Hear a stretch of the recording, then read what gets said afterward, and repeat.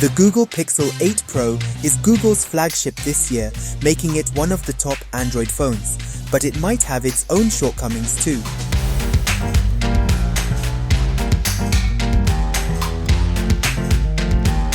The Pixel 8 Pro is absolutely the closest Google has ever gotten to making one, and I love it. Before we continue with this video, don't forget to hit the subscribe button below. Your support keeps us going, and we can't wait to bring you more exclusive insights and reviews in the future. People often say Pixel phones are more about software than hardware, but the Pixel 8 Pro apparently didn't get that memo. AI, generative AI. The Google Pixel 8 Pro has some of the best smartphone hardware I've used all year.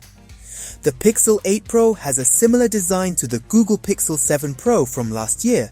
Everything about the Pixel 8 Pro's design is nicer and more expertly crafted. Instead of the glossy glass back we had on last year's Pixel 7 Pro, the Pixel 8 Pro's rear glass has a matte finish that feels smooth. It is a bit slippery, but it feels so nice that I honestly don't care. The corners are also more rounded, allowing the phone to feel more comfortable in your palm. The dual camera cutouts on the 7 Pro are gone, replaced by a single seamless cutout that spans the camera bar on the back of the phone, looking like Apple's dynamic island. These changes don't sound like much on paper, but by holding the Pixel 8 Pro side by side with the Pixel 7 Pro, you can really feel the difference. The back glass texture is exquisite, the buttons feel better to press, and the phone is just so incredibly comfortable. I really don't have anything to complain about. This year, smartphone colors have been boring, and Google stepped up with the stunning bay blue color. It's a gorgeous baby blue shade that's warm and calming. The Pixel 8 Pro comes in other colors, obsidian and porcelain, aka black and white. But the beige shade is a phone color for the ages. Google also flaunts its hardware with the Pixel 8 Pro's display. This year's Pixel offers a 6.7-inch OLED display with a 2992 by 1344 pixels resolution. It's a similar panel to the Pixel 7 Pros, but there are a few important upgrades. The 120Hz refresh rate returns, and it's as smooth as ever, offering fluid scrolling and smooth animations. But it can now scale all the way down to 1 Hz instead of 10 Hz, meaning it's drawing less energy for things like the always-on display and reading articles on Chrome. It's also a lot brighter this year, now going all the way up to 1600 nits for HDR content and 2400 nits for peak brightness. This is the brightest display I have ever seen. For context, the latest iPhone 15 Pro Max only gets up to 2000 nits. Whether I'm using the phone in direct sunlight, I never once had trouble seeing what was on the Pixel 8 Pro's screen. Beyond the better refresh rate and brightness, everything else about the Pixel 8 Pro's screen is excellent. The display is plenty sharp, the colors look fantastic, and, unlike the Pixel 7 Pro, all of the display bezels are perfectly symmetrical. Okay, let's talk about the Google Pixel 8 Pro's cameras. The Pixel 8 Pro has a similar triple camera setup compared to the Pixel 7 Pro, and it consists of main, ultra-wide, and telephoto sensors. All of them have been upgraded in meaningful ways. The 50-megapixel main camera has a focal lens of 1.68 aperture for 21% more light sensitivity, and it is capable of 2 times optical zoom. The new 48-megapixel ultra-wide camera touts a focal lens of 1.95 aperture with a 105% increase in light sensitivity, plus an improved macro mode that allows you to get as close as 2 centimeters away from your subject. The 48-megapixel telephoto camera gets a 56% boost in light sensitivity. It has a focal lens of 2.8 aperture and once again offers 5 times optical zoom. For the selfie fans out there, the 10.5-megapixel front-facing camera has a focal lens of 2.2 aperture and now supports autofocus. Those are a lot of numbers, and in practice, they translate to the Google Pixel 8 Pro taking exceptional photographs. The 50-megapixel primary camera on the Pixel 8 Pro is outstanding. It shouldn't be surprising in 2023 that a Google Pixel device takes great photos, and the Pixel 8 Pro ensures that won't be changing anytime soon. Whether I'm taking pictures of flowers, buildings, or capturing the ambience of a dimly lit bar, the Google Pixel 8 Pro makes me confident that I'll end up with a photo I'm happy with. And the best part is how effortless it is to get these great looking shots. Point the Pixel 8 Pro at your subject, tap the shutter button, and you can pretty safely assume you'll get an excellent image. The Pixel 8 Pro also performs strongly with its 5x telephoto camera. Although it's not a 10x optical zoom like what you get on the Samsung Galaxy S23 Ultra, the quality of the sensor is outstanding. It delivers excellent details at its 5x range with very similar colors to the main camera. I've been equally happy with the ultra-wide and selfie cameras. Like the telephoto camera, the ultra-wide camera does a good job of producing similar colors to photos taken with the main camera. It also gives you a much wider field of view, with minimal edge distortion. The selfie camera has also been solid. The addition of autofocus this year is very much welcome and works great. Portrait mode can still be tripped up by stray strands of hair, but otherwise, there's little to complain about. While it's not something that fits into the way I take photos with my smartphone, the Google Pixel 8 Pro finally adds a manual mode to the camera app, offering granular controls for your brightness, shadows, ISO, and more. Although most photos you take with the Pixel 8 Pro will likely require little to no editing, there are some fascinating tools to dig into if you do want to tweak your photos. The first of these is called Best Take. Picture this: you take a selfie with your friend or a group family photo and, as the story often goes, not everyone is smiling or looking at the camera. You've taken multiple photos of everyone together, but there's no perfect one. On the Pixel 8 Pro, you can find those pictures in Google Photos. Tap the Edit button on any one of them, and then tap Best Take. The Pixel 8 Pro analyzes the faces of everyone from the various shots you took and then lets you swap out someone's face with a better shot of them. It doesn't always look perfect, and it takes a few seconds to load the feature, but when it works, it is pretty damn magical. Something else Google is introducing on the Pixel 8 Pro is the Magic Editor.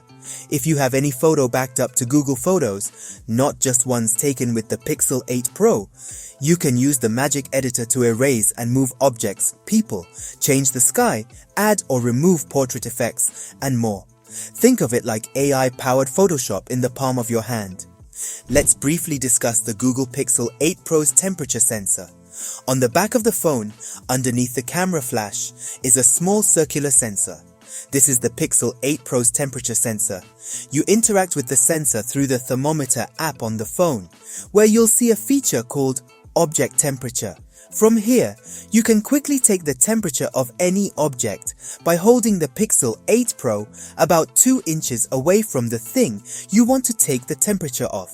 Depending on what you're measuring, you can use one of the material presets in the thermometer app. It all works fine, but I also have zero idea what I'd ever want to use it for.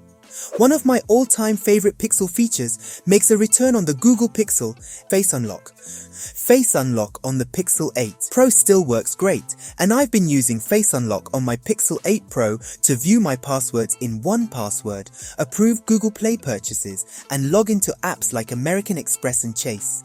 It works just as seamlessly as Face ID on iPhones or Google's first attempt at Face Unlock on the Pixel 4. Unlike iPhones or the Pixel 4, however, Face Unlock on the Pixel 8 and Pixel 8 Pro doesn't require any specialized hardware sensors. The only hardware component is the selfie camera, and while that typically hasn't been secure enough for this level of facial recognition, Google says AI and machine learning upgrades in the Tensor G3 chip allow it to meet necessary security standards without any extra hardware. For everything Google's gotten right with its previous 2 generations of Pixel devices, the company's Tensor chips have always caused problems. Whether it was the first Tensor chipset in the Pixel 6 or the Tensor G2 powering last year's Pixel 7 devices, it doesn't take long to find people complaining about Google's custom chipsets. With issues that include overheating, poor cellular reception, and general performance instability, Tensor doesn't really have the best reputation. Considering everything working against it, that means the Tensor G3, Google's new chip inside the Pixel 8 Pro, has a lot to prove. The good news? It's actually pretty solid. Okay, but what about heat?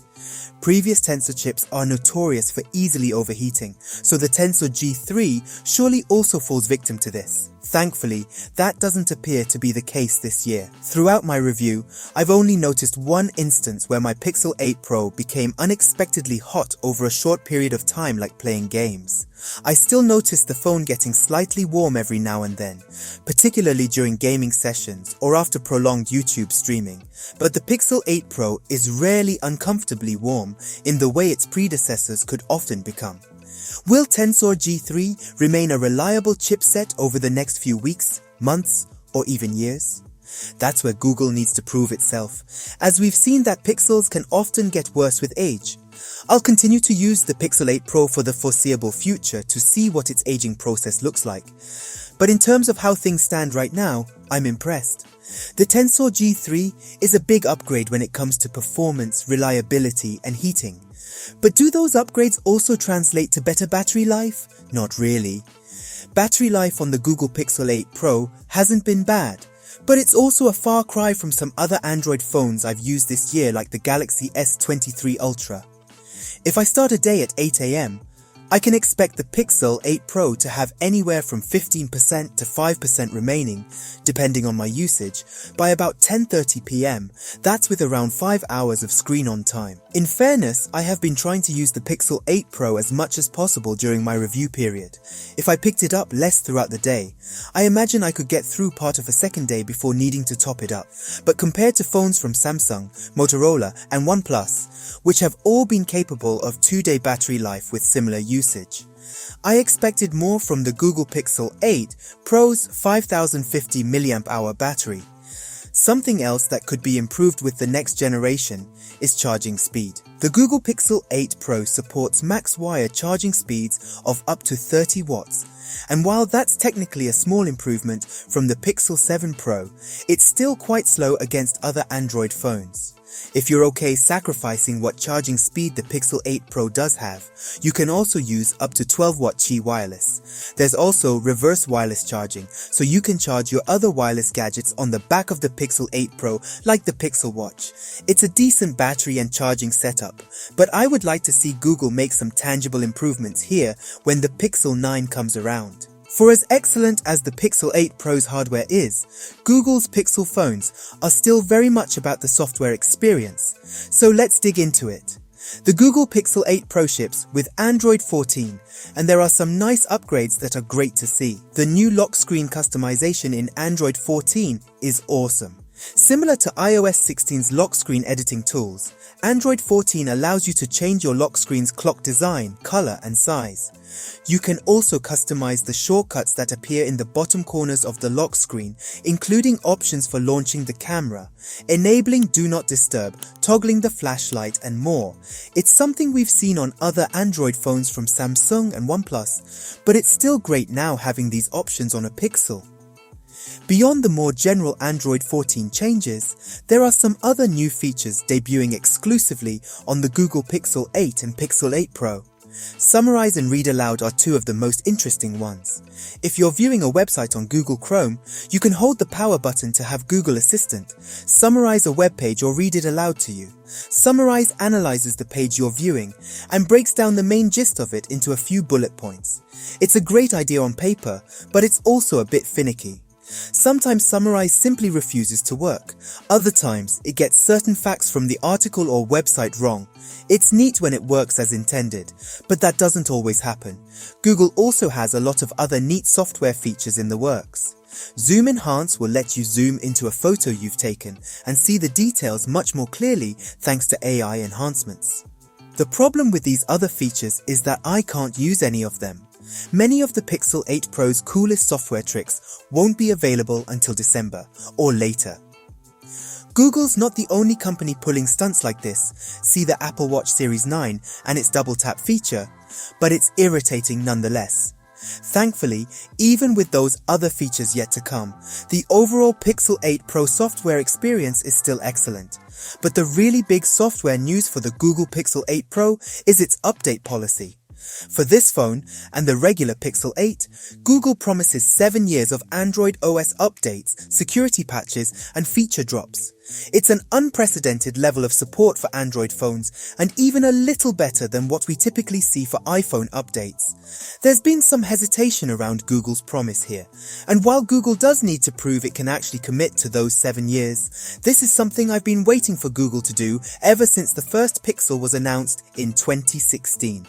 Only time will tell if Google makes good on its 7 years of support promise. But taking the company at its word, this is an incredible change to see. The Google Pixel 8 Pro costs $999 for the base model with 128 GB of storage, which is a $100 increase from the Pixel 7 Pro. A $100 price hike certainly isn't ideal, but it's still a relatively good value compared with other flagship smartphones available today. The Samsung Galaxy S23 Ultra and iPhone 15 Pro Max both start at $1,200, and they're really comparable to what the Pixel 8 Pro offers. You can find cheaper Android flagships available, like the OnePlus 11 and Motorola Edge Plus 2023. But both of those phones come with compromises that the Pixel 8 Pro doesn't.